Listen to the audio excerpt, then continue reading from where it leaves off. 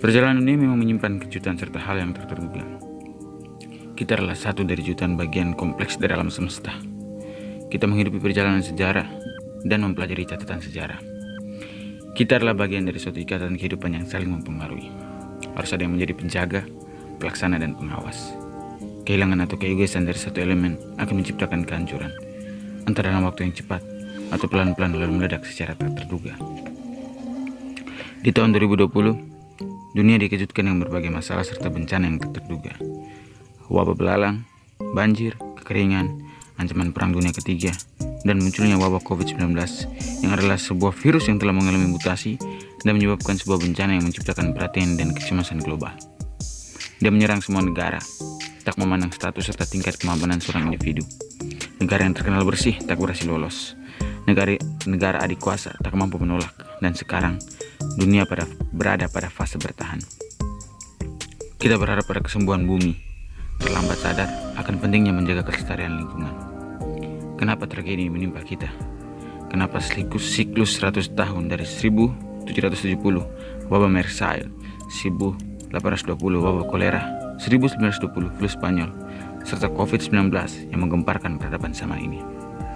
Apakah ritus ini tidak bisa disadari, atau memang benar sebuah pernyataan lama bahwa manusia adalah pelupa yang naif? Apakah kita pelupa yang naif, atau karena kita hidup tanpa peduli?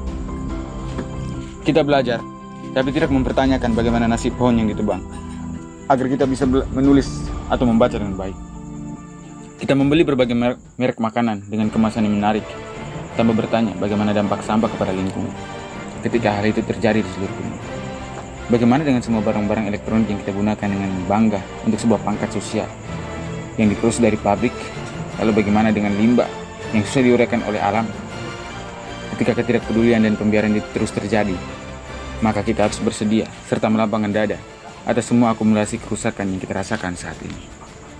COVID-19 merupakan wabah pandemik yang disebabkan oleh virus corona yang baru, yaitu SARS-CoV-2, di mana SARS-CoV-2 adalah si merah atau penggabungan dari dua virus yang berbeda. Mekanisme rekombinasi bukanlah hal yang baru, karena sebelumnya para peneliti menemukan mekanisme ini juga terjadi pada virus SARS-CoV, di mana virus ini adalah penyebab wabah MERS. Rekombinasi bisa terjadi jika dua virus berbeda menginfeksi satu organisme secara bersamaan. Dan ini adalah proses alami, di mana penelitian yang sedang dikerahkan adalah untuk mencari induk atau inang, serta pada organisme apa rekombinasi ini terjadi. Beberapa kemungkinan merujuk pada kelelawar Rhelophus affinis serta binatang terenggiling. Dan bagaimana dengan pertanyaan kritis serta spekulasi konspirasi yang terselimuti dari balik wabah pandemik ini? Konspirasi memang suatu bahan yang merangsang kita untuk berpikir kritis serta mempertanyakan segala kenyataan. Namun hal ini harus tetap membuat kita berpikir jernih serta mengkaji kembali semua bukti dan fakta serta kenyataan yang ada. Konspirasi membuat kita waspada dengan proyek elit global. Tapi dari semua sajian konspirasi, kita harus tetap teliti dan jeli dalam memilih dan berpikir. Beberapa teori konspirasi yang beredar mengungkapkan bahwa coronavirus merupakan senjata biologis untuk pencegahan depopulasi. Namun seberapa kuatkah argumen ini dipercaya jika dibandingkan dengan penelitian yang diterbitkan Nature Medicine pada 12 Maret lalu yang menunjukkan bukti spesifik jika virus corona SARS-CoV-2 tidak direkayasa di laboratorium Cina. Dikutip dari Science Daily, analisis data sequence genome dari virus SARS-CoV-2 yang menyebabkan COVID-19 menunjukkan virus tersebut adalah proyek evolusi alami dan bukan rekayasa genetika di laboratorium. Seperti yang diungkapkan Christian Anderson PhD, seorang profesor imunologi dan mikrobiologi di Scripps Research, mengungkapkan bahwa dengan membandingkan data sequence genome yang tersedia untuk strain virus corona yang diketahui, kita dapat dengan tegas menentukan bahwa SARS-CoV-2 berasal dari proses alami. Proses alami yang menyita kenyamanan hidup karena dia bermutasi di antara kecacatan ekologi akibat ketidakpedulian kita. Pada abad ke-7, Sri Jayanasa, seorang raja kedautan Sriwijaya, sudah berpesan, agar manusia bisa hidup bebas dari penyakit, manusia harus memperlakukan alam untuk kebaikan semua makhluk hidup. Sebagian besar penyakit yang timbul saat ini disebabkan masalah lingkungan. Sekitar 60% infeksi merupakan penyakit zoonosis atau berasal dari hewan, yang lebih dari 2/3 berasal dari satwa liar. Dr. Yendrisal Tarmizi dalam bukunya Nilai-Nilai Lingkungan Hidup pada Prasasti Talang Tuo menjelaskan, jika alam yang disimbolkan sebagai taman Sri Kesetaraan tidak digunakan untuk kebaikan semua makhluk hidup, bukan hanya penyakit, manusia juga akan menghadapi malapetaka. Beliau mengutip sebuah pesan yang tertulis pada bagian pembukaan prasasti Talangkuo yang berbunyi, "Semoga yang ditanam di sini, pohon kelapa, pinang, aren, sagu, dan bermacam pohon, buahnya dapat dimakan, demikian pula aur, bulu batung, dan sebagainya, dan semoga juga tanaman-tanaman lainnya dengan bendungan-bendungan dan kolam-kolam dan semua amal yang saya berikan dapat digunakan untuk kebaikan semua makhluk yang dapat pindah tempat dan yang tidak, dan bagi mereka menjadi jalan terbaik untuk mendapatkan." Mari kita berpikir dan mengulangi semua akar dari fenomena ini. Kita mulai dari pertanyaan, kenapa bisa terjadi penularan dari satwa liar berpindah ke manusia? Artinya pasti ada sesuatu yang melanggar keseimbangan dan batas kehidupan sebagai satu rantai siklus kehidupan yang saling menghubungi. Sugiono Saputra PhD, peneliti mikrobiologi dari LIPI, mengungkapkan bahwa berdasarkan hasil analisis berbagai penelitian, sejumlah penyakit baru yang muncul ternyata dikontribusikan oleh aktivitas yang dilakukan manusia itu sendiri terhadap alam, terutama perambahan ke kawasan liar seperti hutan dan perubahan dalam demografi manusia. Ada beberapa contoh kasus, diantaranya Lyme disease di Amerika, disebabkan oleh berkurangnya habitat satwa liar akibat kerusakan lingkungan. Berkurangnya populasi predator seperti serigala, rubah, dan elang ternyata membuat populasi tikus meningkat tajam, yang merupakan reservoir bakteri penyebab penyakit Lyme. Penyebarannya ke manusia dilakukan melalui kutu. Sebuah studi di Amazon menunjukkan peningkatan deforestasi sekitar 4%. Ternyata meningkatkan kejadian malaria hampir 50%. Karena penyakit tersebut mampu berkembang dengan baik di daerah yang terdeforestasi. Kemudian kejadian penyakit yang disebabkan Hendra virus di Australia disebabkan karena suburbanisasi, di mana habitat manusia yang mendekati habitat satwa liar yang pada akhirnya membuat kelelawar penghuni hutan berpindah pemukiman ke perumahan penduduk. Satu fakta yang perlu diketahui, terenggiling yang dicurigai sebagai sumber virus SARS-CoV-2 merupakan salah satu komoditi dagang yang diperjualbelikan secara ilegal, dan ini bisa menjadi ketidakpedulian yang berkontribusi bagi wabah pandemik ini. David Komen, penulis buku Spillover, Animal Infection and the Next Human Pandemic, mengatakan bahwa ketika kita menghancurkan hutan tropis, menggantikannya dengan desa, pertambangan, membunuh atau menangkap hewan liar untuk dimakan, kita membuka diri terhadap virus-virus itu.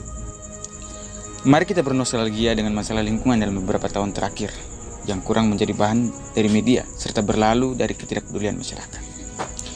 Kita bahas dari hal yang paling sederhana. Jika setiap kita menghasilkan satu sampah setiap hari, di mana sampah-sampah tersebut seperti plastik, besi, botol, kaca, perlu waktu beberapa puluh tahun untuk diurai oleh alam. Namun sampah-sampah tersebut terus kita produksi setiap hari, dan hal itu terjadi di seluruh dunia. Sampah seharusnya menjadi perhatian serius semenjak beberapa tahun yang lalu akibat prestasinya yang terus menunjukkan peningkatan. Berdasarkan data dari ScienceMag, jumlah produksi sampah plastik global sejak 1950 hingga 2015 cenderung selalu menunjukkan peningkatan. Pada 1950, produksi sampah dunia ada di angka 2 juta ton per tahun. 65 tahun kemudian, pada tahun 2015, angka tersebut mengalami peningkatan. Pada tahun 2015, produksi sudah ada di angka 381 juta ton per tahun. Angka ini meningkat lebih dari 190 kali lipat, dengan rata-rata peningkatan sebesar 5,8 ton per tahun.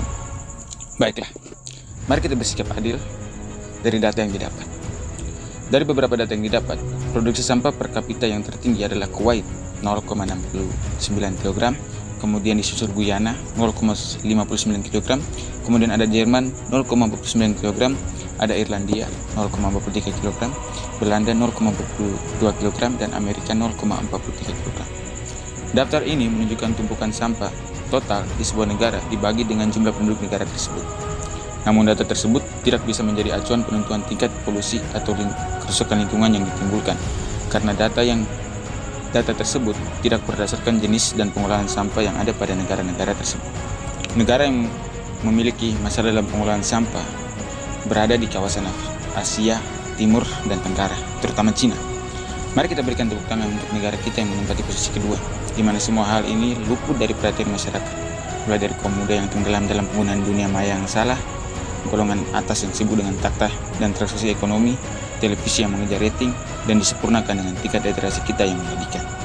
Dengan ketidakpedulian seperti itu, inilah bencana yang sedang kita pupuk sekian lama. Kita baru bicara soal sampah plastik. Masih ada masalah lain seperti pertambangan, dengan proses penambangan yang merusak lingkungan serta bekas tambang yang hanya menambah luka bagi lingkungan.